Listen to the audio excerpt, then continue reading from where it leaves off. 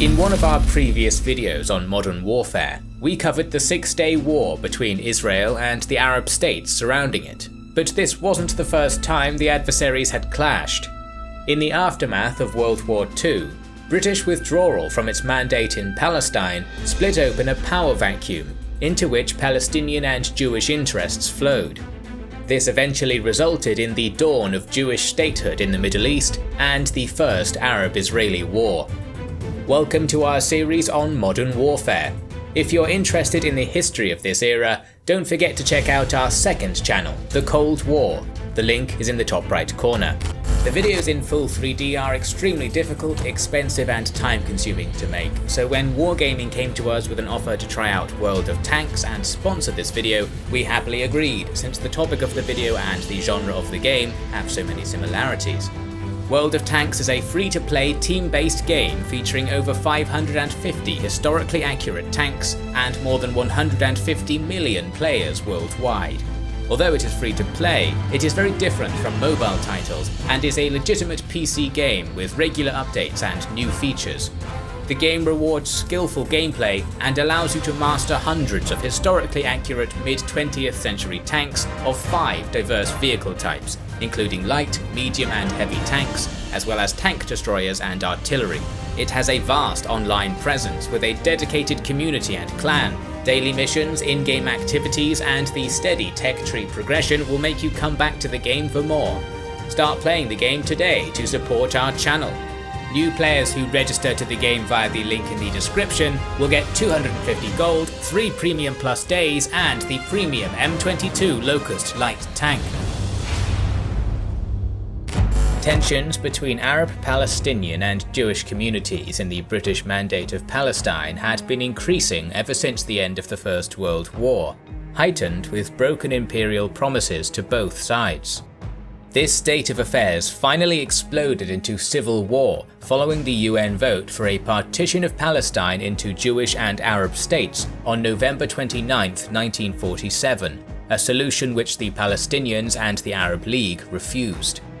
As small-scale skirmishes gradually escalated throughout late 1947 and early 1948, the Palestinian Arab group, the Arab Liberation Army, proved incapable of defeating their better organized opponents. Due to the chaos, tens of thousands of Palestinian refugees fled into neighboring Arab states, further inflaming the public of those countries to demand war. A full-scale conflict was prevented until May of 1948, as the area was still a British mandate, but this state of affairs was set to expire on the 15th. At 4 PM on the afternoon of May 14, 1948, 8 hours before British sovereignty dissolved, David Ben-Gurion proclaimed the establishment of the State of Israel, becoming its first Prime Minister. That night, armies of 5 Arab nations surrounding Israel attacked the newly created state, starting the First Arab-Israeli War. While it has been popular to tout the phrase "one army against 7" to describe the military situation, it gives off an impression which is incorrect, that the combined Arab nations drastically outnumbered their enemy.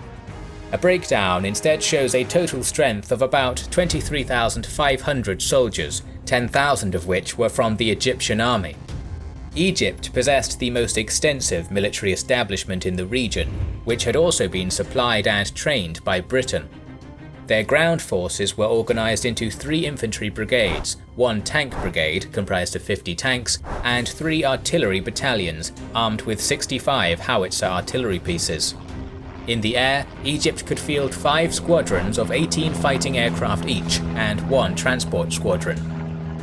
Iraq appeared similarly powerful on the surface, but only sent 3,000 men in the initial attack. The bulk of Iraqi ground forces were structured in 3 divisions, 2 infantry and 1 training division, supported by an armoured battalion of 15 to 20 tanks and 70 to 80 artillery pieces. The Iraqi Air Force consisted of 80 aircraft overall, but only half of these were fully operational and combat ready. In addition, the relatively elite Arab Legion of Transjordan supplied 4,500 well-trained British-led soldiers. 3,000 more came from Lebanon, 3,000 from Syria, and a token contingent from Saudi Arabia. In comparison to the efforts of their Arab enemies, the Israelis had mobilized almost their entire resource base and able-bodied population for the conflict, having, according to Ben-Gurion's diary, 29,677 troops at the outbreak of the war. Israel had only 3 Sherman tanks at the start of the conflict. On the southern front, Egyptian forces launched thrusts across the border from eastern Sinai in a 3-pronged assault. The Egyptian command, under the authority of General Ahmed Ali al-Mawawi, believed it necessary to capture a number of strongpoints in order to secure the rear lines. To this end, forces were committed to assault and capture a number of Jewish communities in the northern Negev region, known plurally as kibbutzim. The first target was Kfar Darum, a religious site 10 kilometers to the south of Gaza. This settlement had already withstood an attack by fighters of the Muslim Brothers group, and now it came under attack from the Egyptian army. After an initial artillery barrage, 8 tanks followed by infantry approached Kfar Darum, but retreated in short order after suffering repeated direct hits from the settlement's only Piat projector and being pelted with Molotov cocktails. Similar stiff resistance was faced at the neighbouring kibbutz of Nirim, where around 40 entrenched Israeli defenders managed to repel sustained assaults from 1,000 Egyptian troops supported by artillery and mortar fire. Both settlements were eventually bypassed for fear of stalling the main thrust. As these initial ground attacks were going on, airfields around Tel Aviv were attacked by Egyptian Spitfires, causing heavy economic and morale damage. However, the fortune of Egypt's pilots soon turned due to improving Israeli air defense and an accidental strike on the British-held Ramat David airfield, which led to heavy losses at the hands of British fighter aircraft. By the end of May, almost all of the Spitfire squadron's planes and a significant number of its best pilots were lost. On land, a meticulously planned offensive was launched against the kibbutz of Yad Mordecai, which was situated atop a hill which held a dominating position over the main coastal road. Its defenders held out for 5 days and inflicted heavy casualties before falling back. The advancing Egyptian column aiming for Tel Aviv came to a halt around 30 kilometers south of the city at a place called Izdud, where it dug in. Just before sunset on May 29th, the newly formed Israeli Defense Forces launched Operation Pleshet, beginning with an air attack by a squadron of 4 recently imported Czech Avia S-199s. They strafed Izdud in an assault which, while being ineffective conventionally, had a drastic impact on morale. The Israelis were elated that they now had air capability, while the Egyptians were extremely unnerved by the threat of future attacks from above. The next blow was struck on the ground. Israel feared that the Egyptians would resume their advance on Tel Aviv and ordered the Givati and Negev brigades to assault and destroy the enemy vanguard. 2,000 Israelis fought a 2,500-strong force of entrenched Egyptian troops, suffering heavy casualties after only making slight gains. Nevertheless, Operation Pleshet panicked the Egyptian command, with General al-Mawawi informing Cairo that he could not advance one step further without risking total disaster. Any plans of advancing on Tel Aviv were cancelled, and the southern front was bogged down. On the Jordanian front, the Etzioni, Palmaharel and Alexandroni brigades, each responsible for defending different areas, were facing the Arab Legion. The Legion's push into the West Bank was initially relatively unopposed, with many left-behind Legion units in Palestine facilitating easy progress. While the 1st Brigade advanced towards Nablus and fanned out around the town, the 3rd Brigade headed north from Jericho and then west, deploying around Ramallah. 2 days later, the 3rd Brigade's 4th Regiment was ordered to the critical fort of Latrun, located right on top of the western approach to Jerusalem. This key point had switched hands between Arab forces and Jews multiple times just before the mandate expired, but was occupied by the 4th Regiment without any trouble. So on May 18th, the road from the coastal plain to Jerusalem was severed, preventing the Israelis from reinforcing or resupplying their troops in besieged Jerusalem. Around the city itself, to the north and south, fighting was extremely fierce. Jewish forces successfully repelled Jordanian assaults at the Notre Dame Cathedral on the northern approaches, while a combined Arab force, assisted by an Egyptian contingent of several hundred, attacked the Ramat Rakal kibbutz from the south on May 21st. The settlement was taken and retaken until it was eventually secured by the defenders on May 25th. While Jewish Jerusalem held its ground against the persistent Legion attacks, the Jewish quarter of the Old City surrendered on May 28th, with only 36 of its 300 fighters still capable of fighting. Under the terms of surrender, civilians were allowed to leave for Israeli-held West Jerusalem, while soldiers and men of fighting age would become prisoners of war. The professional legionnaires protected them against the locals, even using lethal force, escorting their defeated foe to safety. Realizing the situation in the Holy City was worsening, Prime Minister Ben-Gurion ordered Israeli forces to assault the Legion-garrisoned Letron fort and break through to Jerusalem. On May 25th, May 30th and June 9th, the IDF launched ultimately disastrous assaults, often by untrained troops against entrenched Jordanian fighters. By June 10th, an alternative route to West Jerusalem had been opened, which was dubbed the Burma Road, nicknamed after the British World War II supply route against the Japanese. In Galilee, the first phase of the war saw Iraqi, Syrian and Lebanese forces launching attacks into the former Mandate. After suffering some heavy casualties advancing through the upper Jordan Valley, an Iraqi army of 1 armoured and 2 infantry brigades set up in the Samaria region, between the towns of Nablus, Jenin and Tulkarm. This force launched an assault towards Netanya from these positions on May 25th, which ended in defeat, but the prospect that an Iraqi breakthrough could slice the Jewish state in two worried High Command so much that it ordered a counterattack on May 29th, aimed at occupying strong defensive positions opposite the Iraqis. In the Battle of Jenin, Israeli forces occupied the city, but were subsequently dislodged after 3 days of heavy fighting. Similarly to their Egyptian allies, this Pyrrhic victory panicked the Iraqi forces and dissuaded them from attacking again. Even further north, a Syrian force, comprised of an infantry brigade, a mechanized battalion, an artillery regiment, and a company of tanks, crossed into Israel on May 15th, seeking to storm a cluster of kibbutzim around the Sea of Galilee before pushing into the Jewish heartland. The kibbutzim resisted far longer than anticipated, and the Syrians captured Zimmach only on the 18th. Despite this success, the Syrians failed to occupy Degania, and this setback eventually forced a withdrawal from Zimmach. They subsequently redeployed in the hills to the east. Finally, Lebanese forces crossed the border and captured Malkia on May 15th, lost it on the 18th, and then finally recaptured it on June 6th, only 4 days before the first truce began.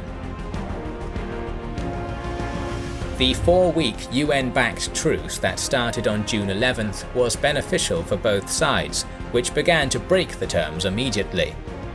The Arab armies were in desperate need of reorganization and replenishment, but their efforts in bolstering the war effort were nothing compared to that of the Israelis. What had previously been the semi-legal Haganah concluded its transformation from an underground militia into a fully fledged army during the truce in terms of command and control capacity, manpower potential, and weaponry. The IDF doubled its numbers from around 35,000 to 65,000. More crucial, however, were the massive quantities of badly needed armaments which reached Israeli shores. 25,000 rifles, 5,000 machine guns, and more than 50 million rounds of ammunition came from Czechoslovakia, in addition to heavier equipment such as tanks, heavy artillery, and armoured cars. Because of this transformation, the army facing the Arabs after the truce was massively different from the force they had met on May 15th. One British official stated that the Arabs lost the initiative in Palestine during the 4 weeks, and the Jews were able to re-equip themselves. This fact allowed the IDF to subsequently seize the initiative as the first truce ended. The day before hostilities were due to resume, Egyptian forces in the south launched a series of attacks to solidify their stranglehold on the Negev region. However, they were quickly counterattacked by the IDF and spent the subsequent 8 days in heavy fighting for the region. Just before the second truce on the 18th, the Israeli forces managed to break through Egyptian lines, tenuously linking the isolated Jewish Negev settlements with the heartland. Nevertheless, attacks on Jewish convoys were quite frequent.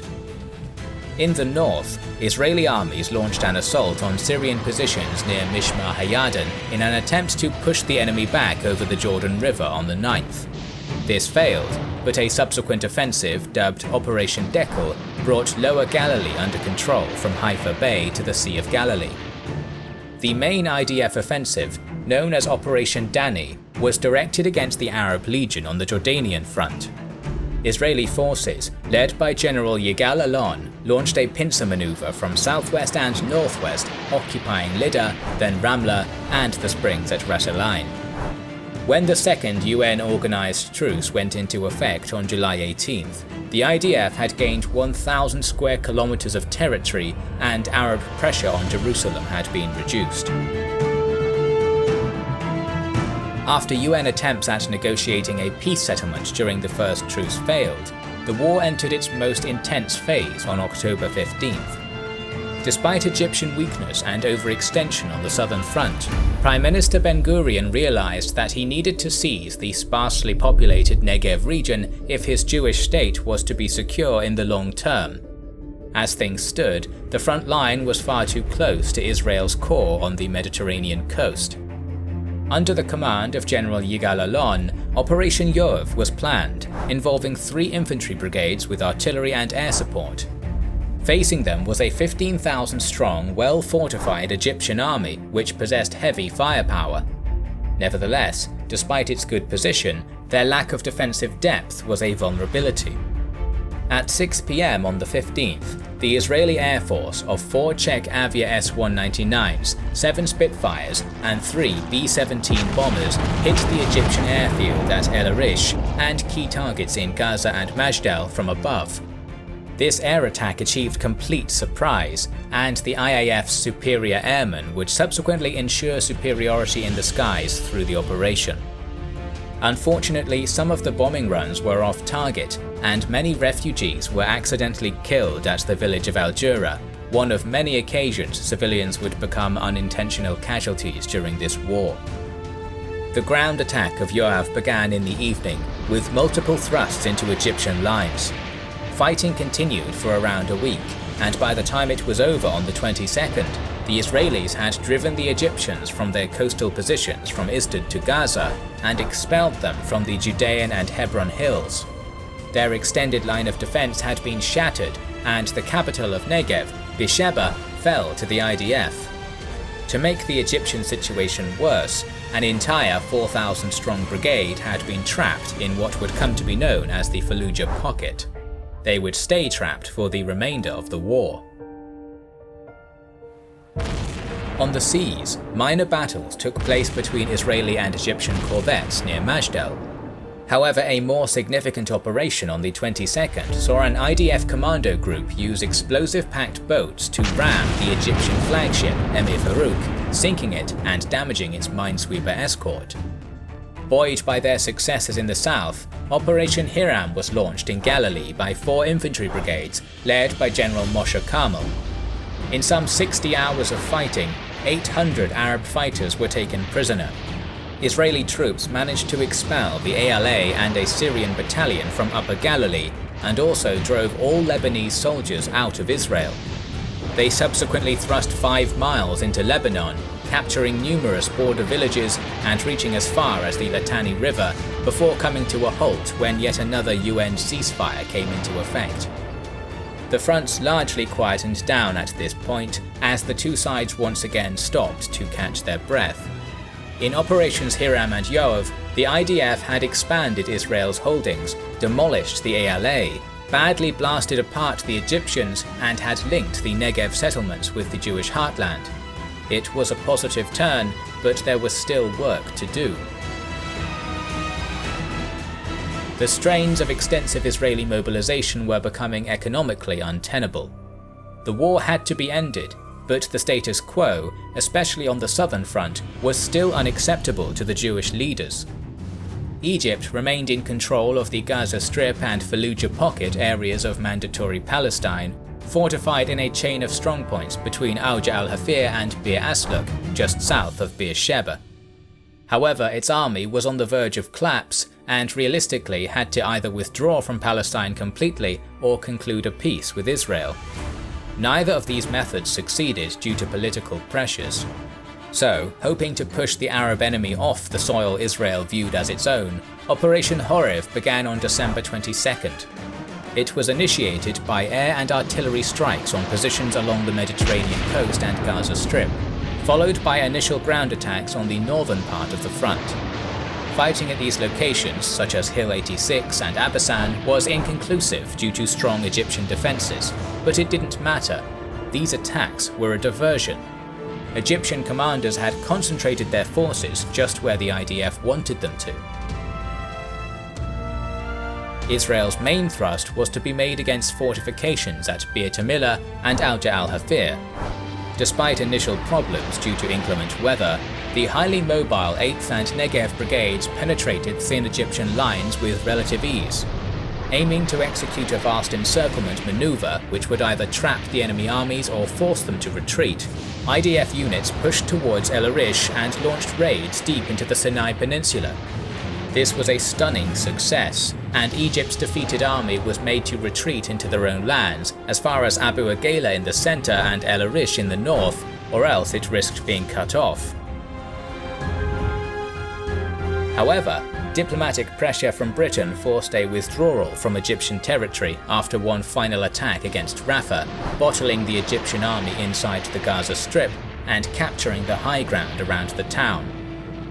By now, the Egyptian government had realised the threat its forces faced, and on the 6th of January announced its intention to enter peace negotiations. On the following day, the guns on Israel's southern front fell silent. On February 24th, Israel signed a treaty ending hostilities, granting Egypt the Gaza Strip and Israel the Negev region. Now the largest Arab nation had come to the table, the others soon followed. Negotiations with Lebanon began on March 3rd and were successfully concluded in 3 weeks. The international border was respected and Israel would withdraw from any occupied Lebanese territory. Jordanian talks concluded on April 3rd, with King Abdullah retaining control of the West Bank and East Jerusalem. Finally, after some difficulties due to internal strife, Syria signed an armistice on July 20th. This peace was tenuous, and the Israeli victory made future conflict in the region inevitable. We are planning to cover more modern conflicts both on the Kings and Generals channel and our second channel, The Cold War, the link to which you can find in the description or in the top right corner, so make sure you are subscribed to both. We would like to express our gratitude to our Patreon supporters and channel members who make the creation of our videos possible. Now you can also support us by buying our merchandise via the link in the description. This is the Kings and Generals channel, and we will catch you on the next one.